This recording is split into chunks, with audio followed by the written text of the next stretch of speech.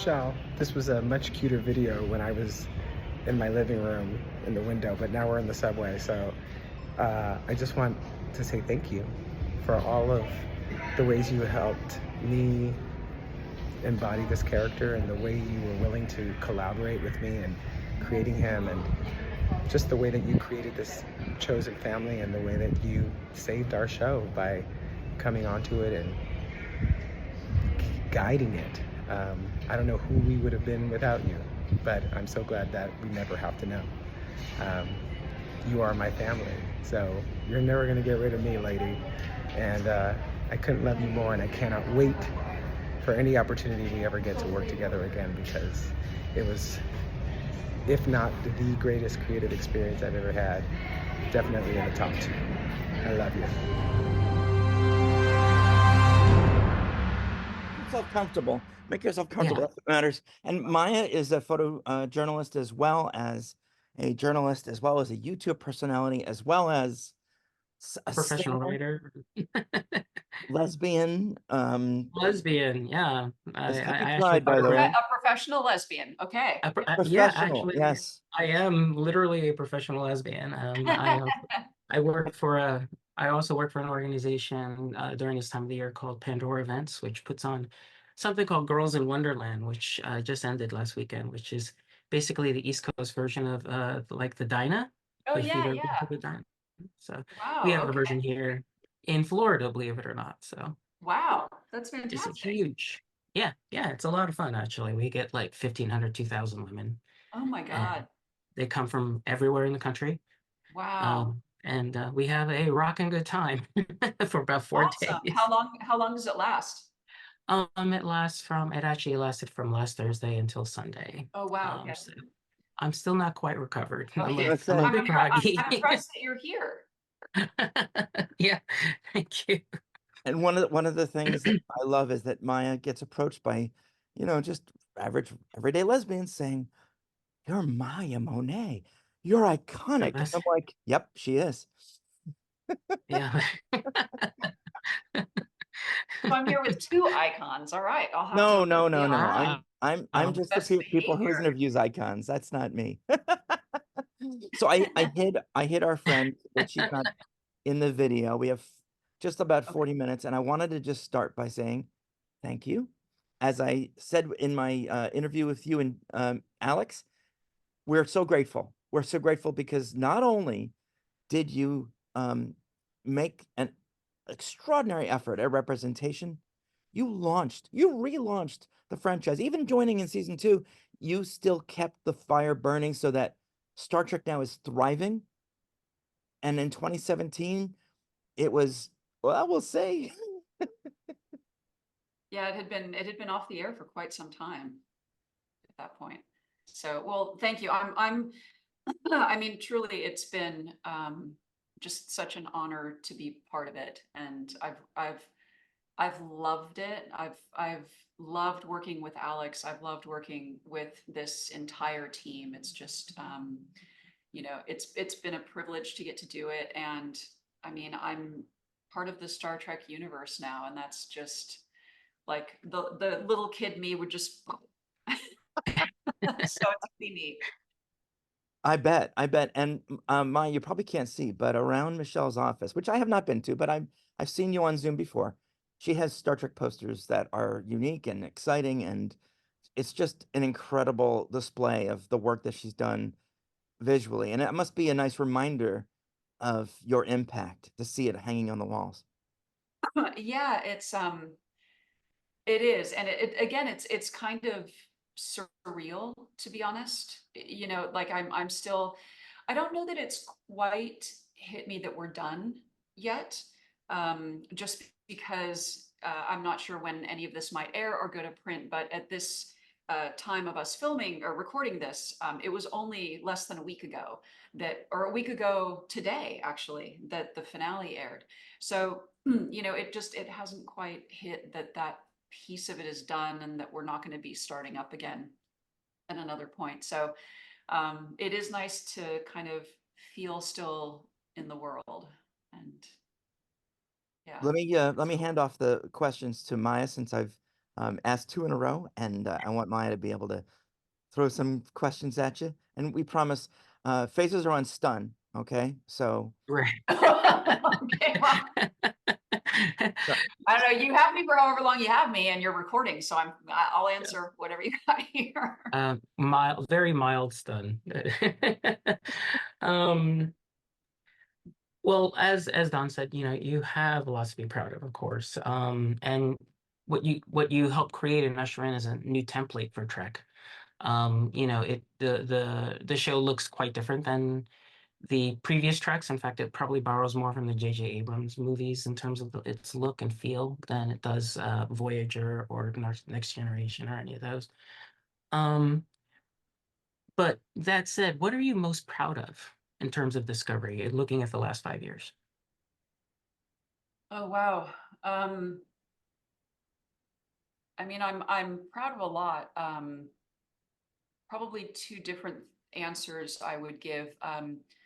Behind the scenes, I'm it's going to sound like a joke, but I'm actually not joking. I'm proud that we were able to pull it off and pull it off so well. This show, as you said, it's a movie every week, and that's all Alex. Alex, when he created this show, he came into it with an idea that it should be a movie every week. It should have that cinematic feel, and I love that. And it is not an easy thing to pull off on a week-to-week basis. You're still limited by television and a television schedule and how many days. Not that movies don't have scheduling limitations, but in television, you've only got a certain number of days and you have to shoot a certain number of pages a day. And this is a show with massive visual effects, special effects, stunts. Starting in season 4, we added an AR wall.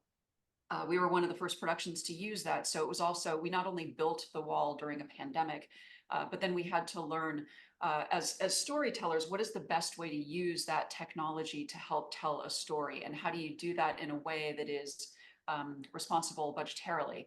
So there are all of those elements, a massive cast, a massive crew. Season 4 was all during a time of COVID. So there was just a lot logistically that I'm so proud we were able to deliver what I think is a really awesome show. And since I joined, 3 awesome seasons. I think all 5 seasons are awesome. But that we were able to do it on time, on budget, and do something that people really enjoyed and that fit Alex's mandate of a movie every week. So that's one answer to the question. The other answer to the question, I don't know how to, it's probably even more important in terms of the show itself and the Star Trek universe is the representation that you see on screen. And again, that was a mandate from Alex before I even came in. So I continue to give him credit. He's just that's the way he thinks, is that the world needs to be more representative of the world as it is. And so, when I came into this, that was one of the most exciting things to me, is that, that's the way he approached Star Trek, and that's the way we together could approach it. And so, the fact that we have the first non-binary and trans characters, the fact that Stamets and Culber's love story, it doesn't have anything to do with them being gay. They're just, they're just who they are. And that we've got such a diverse cast in terms of backgrounds and representations. And, we put the first Black woman in the captain's chair. And I think all of those things are part of the DNA of Trek. And I think those are the things that, at least for the audience, makes the biggest difference. No one's ever going to know the logistical stuff. I had to mention that because that's the behind the scenes stuff that we had to deal with. But in terms of an audience, people are getting to see themselves either for the first time or in a way that they've never seen themselves before. And that kind of thing is so lasting, and it makes such a difference. And the fact that we've had that kind of impact on individual viewers' lives is tremendous. And I couldn't be more proud of that. So awesome. I'm Well, I glad you mean, mentioned also Soneqa's unique place in Star Trek Mhm. iconic history. I mean, we've had Black women captains in movies, but occasionally, on TNG, but this is the first one where it's the series star. I mean, Yeah, sorry, I should have clarified that that's she's okay. I'm just my job. I'm the reporter.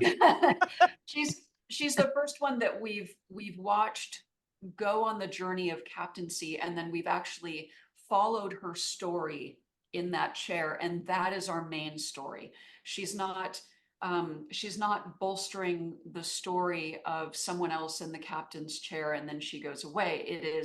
Discovery is very much her story. And again, that we've gotten to watch that, and that it is her in the captain's chair and her around which all of the other characters orbit, I think is wonderful. And again, I hope someday that none of us have to ask or answer questions about being proud of that sort of thing. I don't, what I mean to say is I don't want to be proud that we're the first, that we've got trans and non-binary representation, because I want it to be that that's just given. I don't want it to be that the first woman that we're following in the captain's chair is a Black woman. I don't want that to be a thing that we even need to discuss, because it's not the only thing. It's not the only story like that. But again, that's what Star Trek does, is it has always pushed those boundaries, and it shows us who we can be. And I do hope that at some point, and hopefully the not so distant future, but we do move slowly as human beings, that that we'll be having different kinds of conversations about this, and that it won't be about first ofs or the only ones that. yeah, it kind of kills me when I see these threads in social media from the conservative folks who go like, "Oh, Star Trek has become too woke and too political." I'm like, have you ever watched Star I Trek? know. It's like, Tell me you Yeah, did haven't you watched watch Star the Trek. original series? Yeah. but yeah, the inclusivity of Discovery was something else, not just in front of the camera, but behind the camera. Some of the Yeah. actors themselves. In fact, I want to read something to you from a friend of mine who's a queer woman, who said, "Discovery is what I waited my whole life for Star Trek to be. My only question can be, can we have more, please?" Oh, that's wonderful. I mean, that speaks to someone who didn't see themselves on screen growing up, and even as an adult who hasn't really seen themselves on screen. And I love that we were able to give that to your friend, and to other people. And I hope there's more, not just in the Star Trek universe, but overall, I hope there's more. I feel like I'm starting to see more, but again, it's like we inch forward and then inch back again in terms of representation and inclusion. And hopefully it'll just, over the long term, continue to move forward Yeah, overall. I Can I certainly ask hope you so as as well. I know one of the absolutely. things I do is run a support group here of like 50 to 60 trans people, and we dissect every trans character that we see. We talk about these things, and it is very important to us, that Yeah. there's somebody on Baby Reindeer, there's somebody on, all these other shows, that where you wouldn't normally expect to see a transgender person, and they're just there, and it's not necessarily something central to their character. I It's just love who they. that. I love that. I Yeah, love that it's not talked about. Like, I love when it's not talked about. yeah, I mean, certainly there's 100% a place for stories where it is talked about and it is the thing. I love that we have now gotten to a place where it is, I'm not sure if this is the right word, but common enough in storytelling that there can be stories where it doesn't have to be talked about, where the character is just trans or just non-binary, or you discover later, oh, they're trans or they're non-binary or they're asexual or they're whatever they are, and that it's not the defining characteristic of that person. I think that's what progress means when the on screen, when the character is just the character. In life, when the person is just the person, and these other elements of them are simply elements of them. And I don't mean to minimize those elements No, at not at all, all. because No, I often say being trans is the 5th most interesting thing about me. yeah, exactly. And where you can have a character on screen where that is also true, because that for many people is also true in life. And, you know, then you can get into other really interesting things about those characters that show them to be the full human beings, or aliens in some cases, that that they are. So, yeah. Can you tell us about the writing part of your job?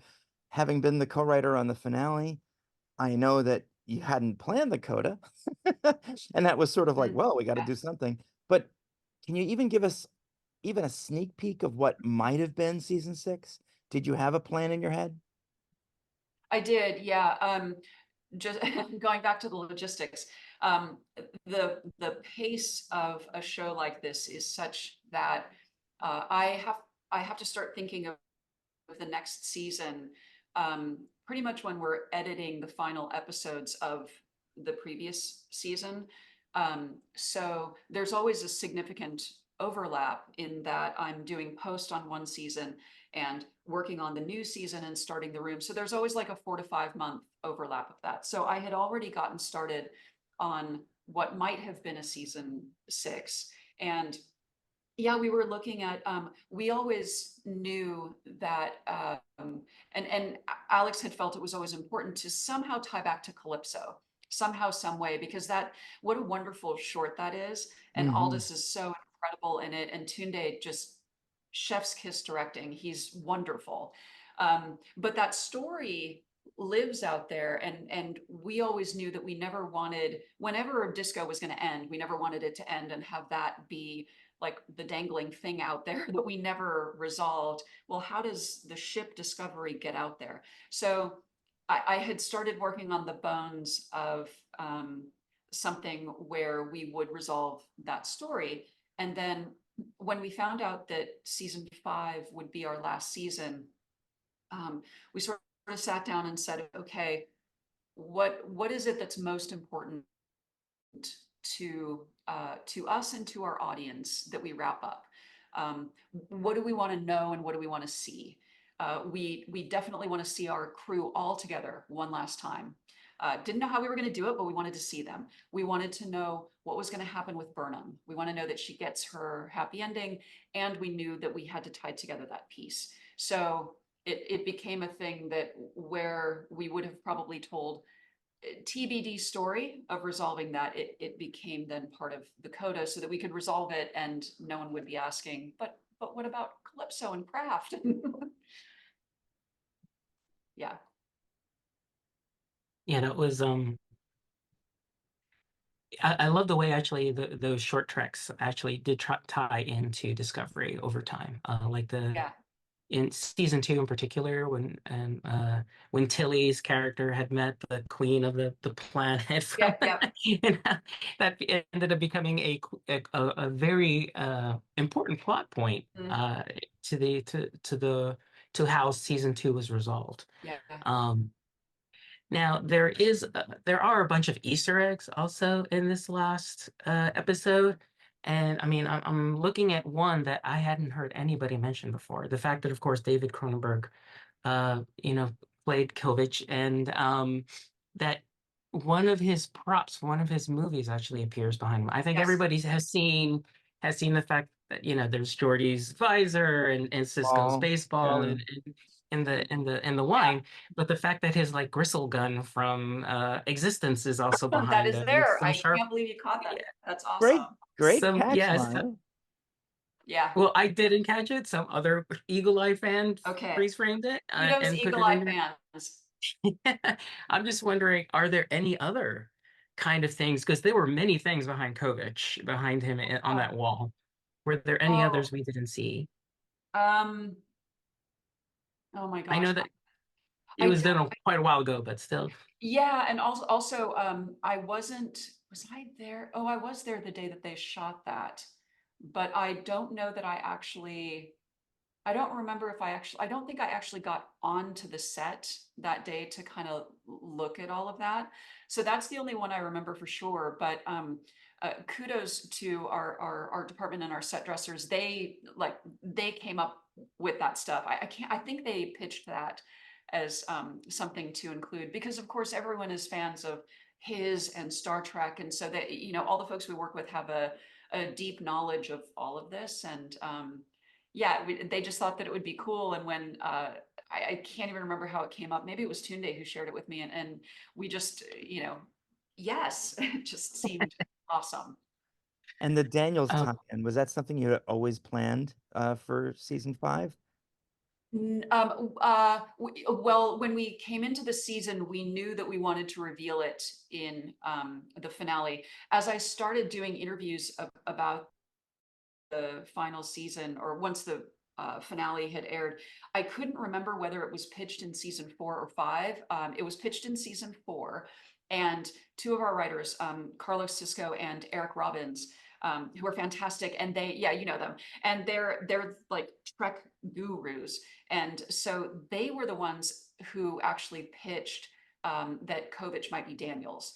And so putting a pin in that for just a moment, from the moment David Cronenberg came onto the show and we started seeing him on screen and seeing his performance, I remember the first episode he was in, Alex and I talked about it after and just said, we need to figure out, like, there's a mystery here. You know, and it all actually started with the costuming. You know, he's wearing a suit and he has the glasses and yeah, the tie, yeah. yes, and the tie, he feels out of sync with the future that we're in, which is wonderful. But then the way he plays that character, really, he just has this way of doing that is so mysterious, and it causes you to lean in and you want to know who this guy is and what's his backstory. So it's something that we had been talking about in the room. When are we going to reveal this? What is it going to be? How are we going to do that?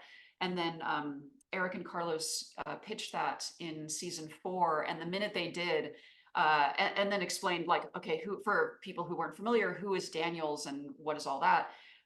It just was, yes, that is wonderful. What a great reveal. And so then coming into season 5, we knew that we wanted to reveal it in the finale. And so we started laying those little breadcrumbs. If you rewatch the season, you'll see at some point he uses a pad of paper as opposed to like a hollow pad. And it's little things like that along the way that you look back and you go, oh, okay, all right. So I have one, God bless you, thank you, and one, what were you thinking? Tig Oh, great. Notaro, Tig Notaro's character, I think outstanding in every single episode, in every single frame. And I know that people think she's ad-libbing, but it's the writing, and it's just, Reno is such a great character. And then you have the Yes. flamethrowers. What the hell is going on? I even heard that there was a call to the fire department in Toronto because of all the fire on the set. I mean, You mean could in somebody, the yeah, could somebody fix the flamethrowers on the bridge? I mean, what was that all about? wait, no, sorry. Are you talking about when the bridge explodes, or are you talking Yes, about in the finale when and Burnham and almost Maul every are time in? that there's some kind of conflict, there's flames. Yes, Open yeah, flames yeah, on the bridge. yeah. It's new. I'll give you that. Just, It's new. We haven't seen that before. it's new. Yeah, we call those it's a little crass. We call those dragon farts. So the fire department has never been called for that. We always have, when we're going to use those special effects. Our team, Darcy and his team. Darcy's our head of special effects. He and his team are so good and so thoughtful and meticulous in their planning, and we always have the fire department there just to be safe. Where the fire department was called was actually in the finale when Burnham and Maul are fighting in the fire planet. We had that set outside in the parking lot. And the flames there were so big, I think a plane might have been flying overhead and saw the flames, and then people got concerned, or they could see them from the hillside. But we had the fire department there as well, and everybody was observing, and everything is totally safe. But yeah, the dragon farts are just a really cool way of, you know, creating jeopardy and doing it in such a way that it's on set. So our actor, you know, our actors feel the heat from it. But of course, no one is ever in danger. They're not placed anywhere near. If someone's going to be near it, it's a stunt person who's fully trained. But it really is. It's a cool kind of new, exciting, again, cinematic element that I don't know that I think that was before I even came on, but again, it's really fun when we get to Dragon Fart days during shooting.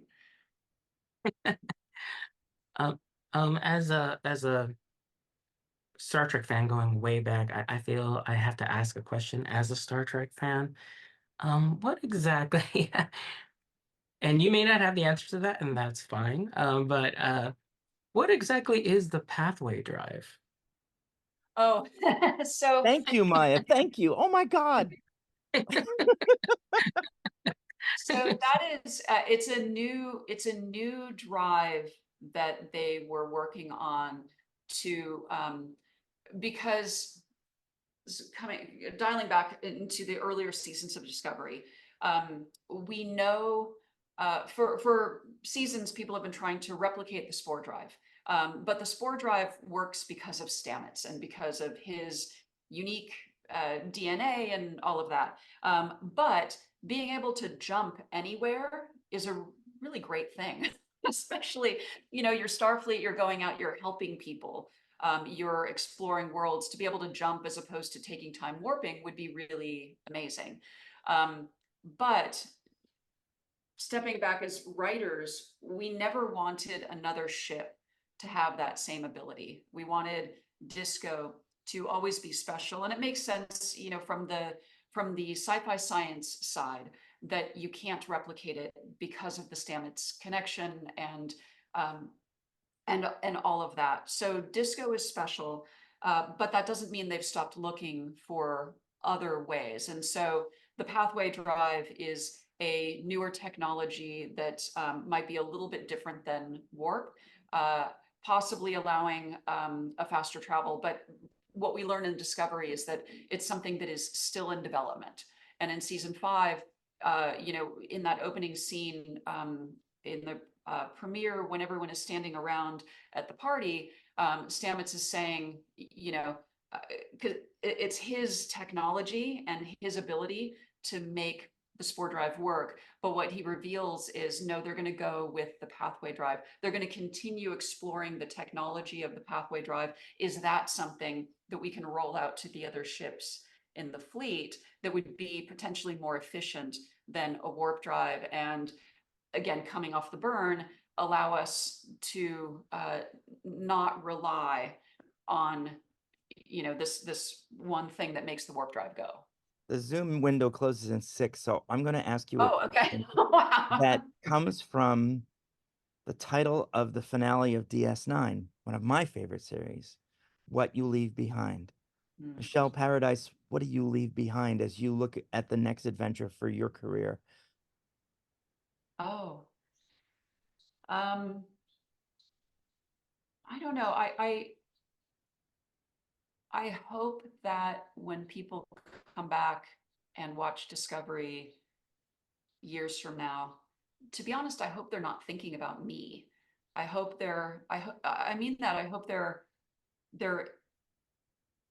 embracing the show and watching the show and completely immersed in it and feeling how much love and care we all put into it, because it's not it's never excuse me, about one person or one person's contributions. Everyone contributes. And so you know, I've had a unique perspective to it all because I've been running the show and running it with Alex, and able to have a huge hand in the stories that we tell and how we tell them and what they look like on screen. But at the end of the day, this is a community of people who have come together to make this a community of very diverse people. And the one thing that we all share is a passion for storytelling and an absolute love for Star Trek and Discovery specifically, and these characters. And so I hope that is what is left behind, and that is where future viewers feel joy. Wonderful. Maya, you got the last question. We're at 4 minutes before the window closes. Oh gosh, no pressure. No pressure. I wanted to thank you for casting the first lesbian comedian ever in Star Trek history as well. Uh, Dawn has already brought her up, but I mean, Tig Notaro is one of my personal favorites, and to see her spin out these lines week after week when she was available, at least, was truly a treat. And I think her appearance in the beginning of season 2 really stamped I think the Michelle Paradise era of Star Trek Discovery, and that there was a tone shift between season 1 and 2, and you could tell that it was going to be a little more fun, and fewer F-bombs perhaps than season 1. But you know, that she would be a presence, and if only, her presence was worth it, if only for that Seven of Limes joke she 7 dropped. of Limes, yeah. 7 of Limes. Love it. So of course, she wouldn't even have known who 7 of 9 is in her time period. But Yeah. I think, I think the rule of cool stands here, and it was just cool to hear her say it, even if it didn't really have a quote unquote in-universe connection to 7 of 9. But yeah, if I'll leave it on this though. If you could change one thing, and I know there's a big question, but if you could change one thing, what would it be besides, getting a season 6?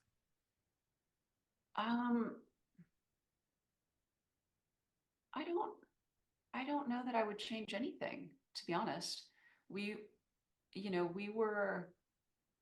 were very, very thoughtful about every season going in.